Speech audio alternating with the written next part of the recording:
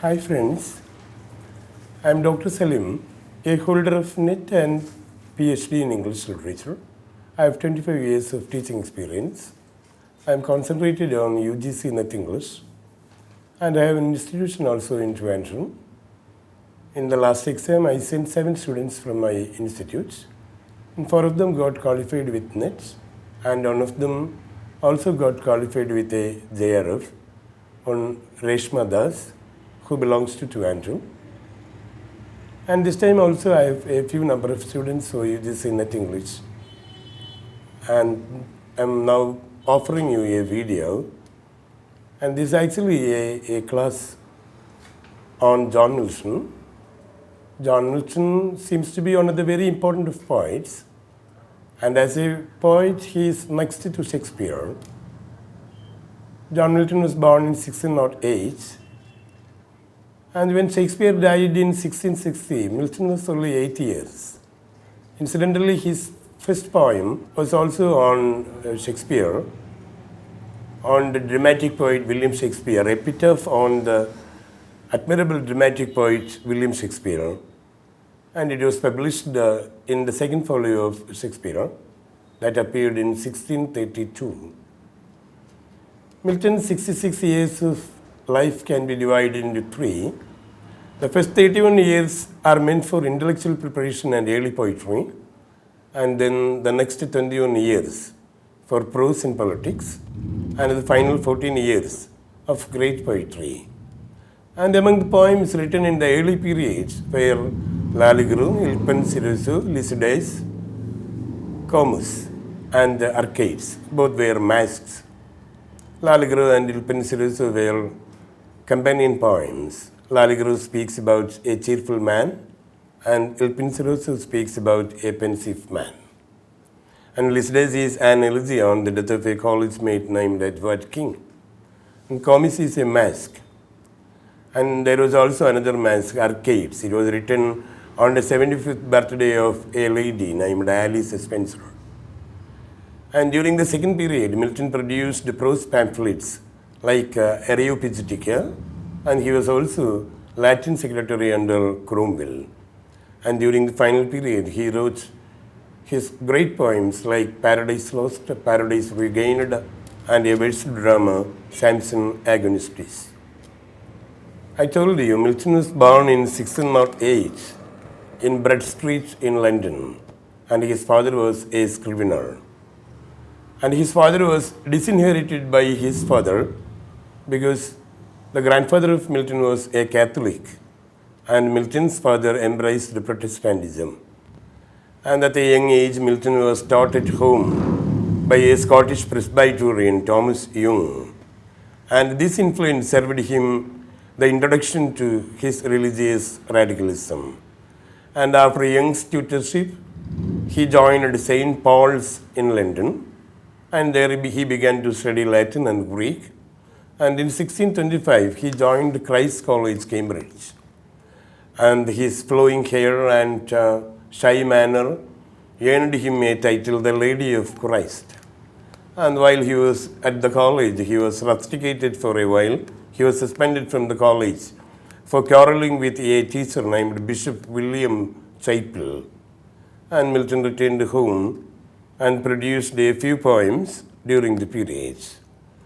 He wrote elegies like Elegia Prima, Elegia Sexta, addressed to his friend Charles Diodati.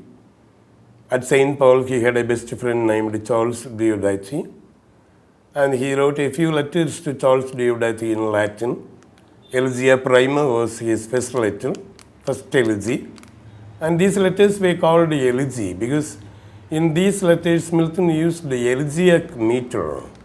In elegiac meter, the first line is produced in dactylic hexameter and the second in dactylic pentameter. Since these elegies used the elegiac meter, they are called elegies, and the Elegia Prima is the first elegy, and Milton wrote another elegy named Elegia Sexta, the sixth elegy. And during the early period of Milton, he produced a few poems when he was only 18 years, he produced his first poem on the morning of Christ's nativity. And then it speaks about Christ's birth, the renunciation of early life, and his crucifixion. And in his letter addressed to Charles Diodati, Elegia Sixta, the sixth elegy, he speaks about the poem. And another early poem written by him during the period was On the Death of a Fair Infant Dying of a Cough. It was also an elegy. On the Death of a Fair Infant Dying of a Cough. It was written on the death of his niece named Anne, who died of a cough. And the poem speaks about the small child going into heaven. And there we come to find the supernatural and spiritual allusions about the girl becoming a part of heaven, and such things are all there. And during the same year, in 1626, when Milton was only 18 years, he produced another poem in Latin. It is Cundam Novemberis, on the 5th of November, and the poem celebrates the anniversary of the failed gunpowder plot of 1605. Guy Fawkes and the others planned to explode the Parliament building, and the date was fixed for November 5, 1605, but the plan failed miserably. Guy Fawkes was arrested and he was executed. And from that time onwards, the day was considered as a day for condemning Guy Fawkes, and Milton produced a poem, Cundam Novemberis. It was written when he was only 18 years. And at the age of 22, Milton produced the epitaph on the dramatic poet, admirable dramatic poet William Shakespeare. And it was this poem that appeared in print from Milton. It came in the second volume of Shakespeare's plays. Shakespeare's first folio came out in 1623, and the second folio came out in 1632. And the poem was included in the second folio, but it was put there without the name of John Milton.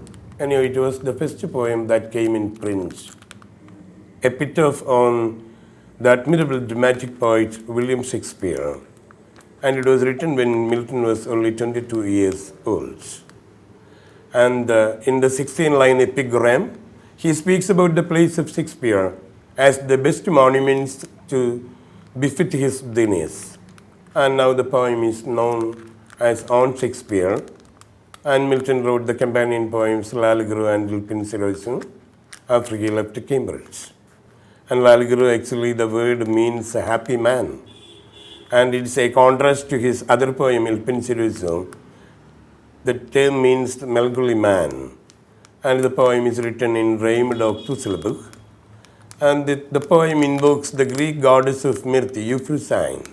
The poet wants to live with the goddess first in pastoral simplicity and then amid the lousy hum of men in cities. And the last lines of the poem are very famous. These delights if thou can give, mirth with thee I mean to live. And it echoes with the lines made by Christopher Marlowe in his poem The Passionate Shepherd to His Love. And the lines are, come live with me and be my love. And the end lines of Lalagru, these delights if thou can give. It's addressed to Euphrosyne. If Euphrosyne is able to provide him these delights, Lalagru is interested to live along with Euphrosyne. The companion poem is Ilpinisirosu, and it invokes the goddess of melancholy. And the last lines, these pleasures melancholy gives, and I with thee will choose to live. And both poems were written in 1631. Lalagru and Ilpinisirosu were written in 1631. And they were published only in 1643. And some critics say that Lalagru is Charles Diodati and Ilpinisirosu represents John Milton. John Milton seemed to be somewhat a contemplative man, while Charles Diodati seemed to be a very cheerful man.